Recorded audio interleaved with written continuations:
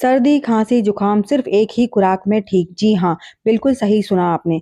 आपको कितनी भी भयंकर सर्दी हो रही है, खाँसी हो रही है, जुकाम हो रहा है या फिर इस बदलते मौसम में आपको साँस लेने में तकलीफ़ हो रही है या फिर आपके गले में बहुत ज़्यादा ख़ारिश हो रही है, जिससे कि आप बहुत ज़्यादा परेशान हैं और आपने हर तरह की दवाई, गोली, सिरप सब कुछ पीकर देख लिया है, लेकिन ना तो आपकी सर्दी सही हो रही है, ना ही खाँसी सही हो रही है।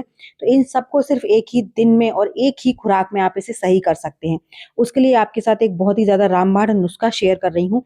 तो चलिए बिना देरी करते आज फटाफट से इसे शुरू कर लेते हैं। तो स्टार्टिंग करते हैं, सबसे पहले गैस को ऑन कर दीजिए और डायरेक्ट यहाँ पर हम अपनी रेमेडी को बनाना शुरू करते हैं। तो उसके लिए आपको गैस को ऑन कर कर और कोई भी चिमटा वगैरह ले लेना है जिससे कि आप पकड़ सकें किसी चीज़ को। तो यहाँ पर मैंने सबसे पहले ली है 2 हरी इलायची। यहाँ पर आपको 2 हरी इलायची लेनी है।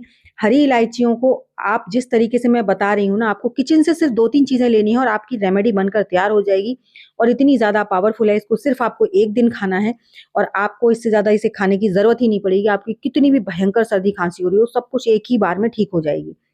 तो यहाँ पर आपको 2 हरी इलायची लेनी है और उसको इस तरीके से पकड़ कर चिमटे से अच्छे से भून लेना है। भूनने का मतलब ये है कि अंदर तक बिल्कुल उसके जिसके जो बीज होते हैं ना, वो भी बिल्कुल भुन भुन जाने चाहिए और इसको भुनने में ज़्यादा टाइम नहीं लगता है। 10 एक सेकंड में ये भुन जाती है। तो जैसे ये एक इलायची भूजी है ना, इसी तरीके से हम दूसरी इलायची को भी भूज लेंगे।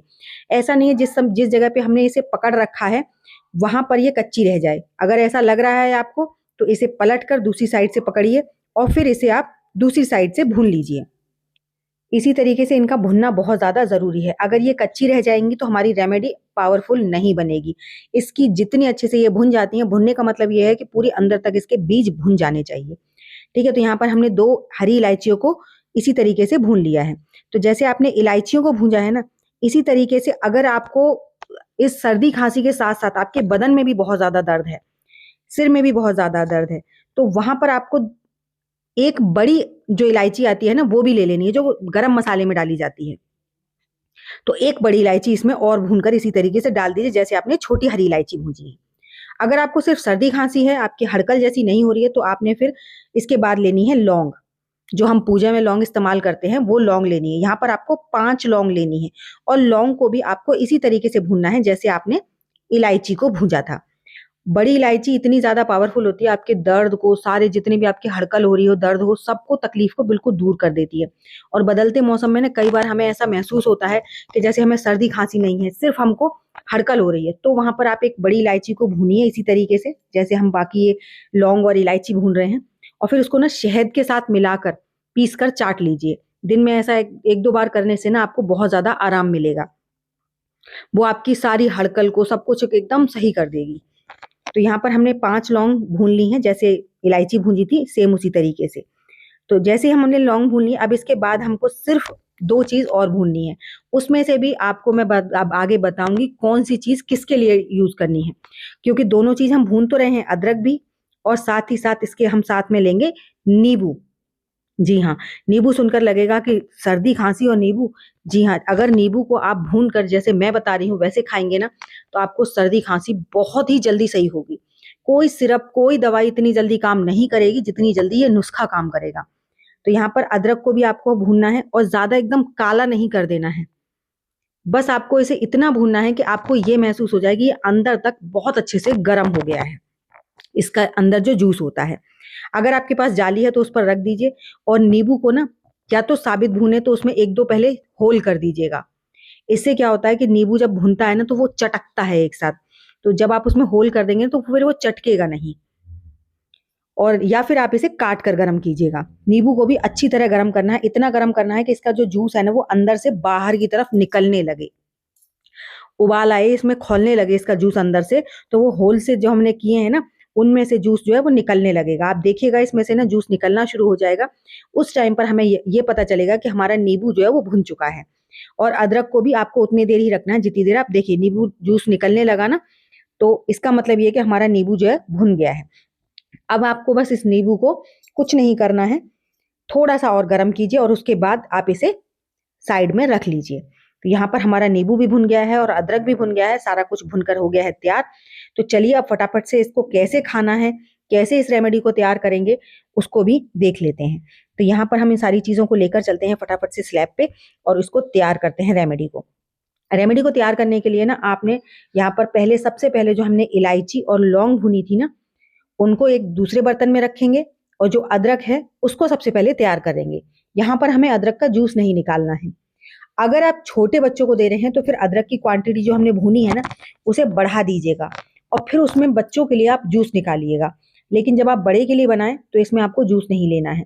आपको करना क्या है, देखिए वीडियो को पूरा देखिएगा। वीडियो अगर आप स्किप कर देंगे तो फिर आपको सब कुछ क्लियरली नहीं पता चलेगा, फिर आप लोग बोलेंगे कि इससे कोई आराम नहीं मिलता है। तो सबसे पहले ना आप इस अदरक को बढ़िया से बारीक वाले ग्रेटर से ग्रेट कर लीजिए। और जैसा कि मैंने बताया, अगर आप छोटे बच्चों के लिए दे रहे हैं तो अदरक को थोड़ा ज्यादा क्वांटिटी में भूनिए और उसका जूस निकाल कर 1 चम्मच, कम से कम 1 चम्मच जूस जो है वो निकल आना चाहिए। इतना अदरक आपको भूनना है, फिर उसमें आप जूस डाल दीजिए। लेकिन आप बड़ों के लिए करें तो ऐसे ज्यादा अच्छा है, इससे खांसी में बहुत जल्दी आराम मिलता है। तो अदरक को हमने भून लिया और उसको हमने ग्रेट कर लिया।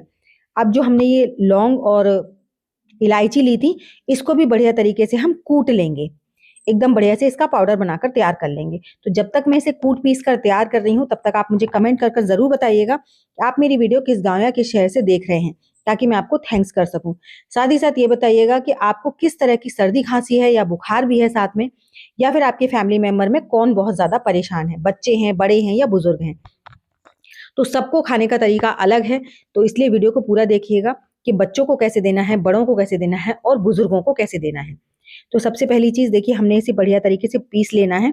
और अगर आप बच्चों के लिए पीस रहे हैं तो इसे बढ़िया से पीसने के बाद फिर छान भी लीजिएगा, क्योंकि बच्चे अगर पार्टिकल मुंह में आ जाते हैं ना तो फिर वो खाते नहीं है।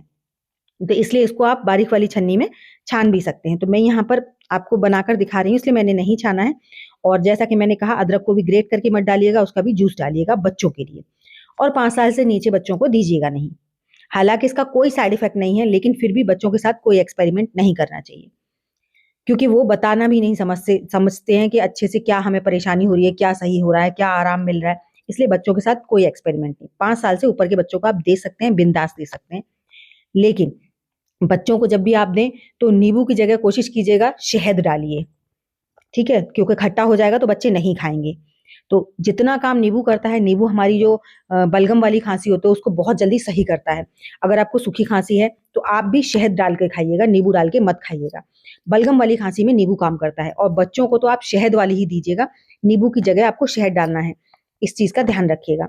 और फिर देखिए, जितनी मात्रा में आपको बता रही हूँ, आपको बड़े जन को 2 से 3 में 3 से 4 बार आपको इतनी इतनी खानी है। और छोटे बच्चे हैं तो इसकी क्वांटिटी थोड़ी सी और कम कर दीजिए और शहद मिलाकर उन्हें दे दीजिए। दिन में 2, 4, 6 बार दे सकते हैं, जब भी आपको लगे सर्दी खांसी उठ रही है। हर 2 घंटे के अंतर पे आप इसे खा सकते हैं। कहने का मतलब ये है कि जो हमने ये रेमेडी तैयार करी है, इसको 1 दिन में आपको पूरा फिनिश करना है, और इसी से आपको पूरी सर्दी खांसी, बिल्कुल सर्दी खांसी की शिकायत ही नहीं होगी। इसे एक बार आजमाइएगा जरूर और अपना फीडबैक मेरे साथ जरूर शेयर कीजिएगा। इससे आपके गले में दर्द, सारी सारी समस्याएं खत्म हो जाएंगी। तो आई होप मेरी आज की वीडियो अच्छी लगी होगी। अच्छी लगी हो तो लाइक शेयर कीजिएगा। तो चलिए, एक ऐसी नई सी अमेजिंग सी वीडियो के साथ मैं मिलूंगी आपको अपनी नेक्स्ट वीडियो में। तब तक के लिए बाय बाय।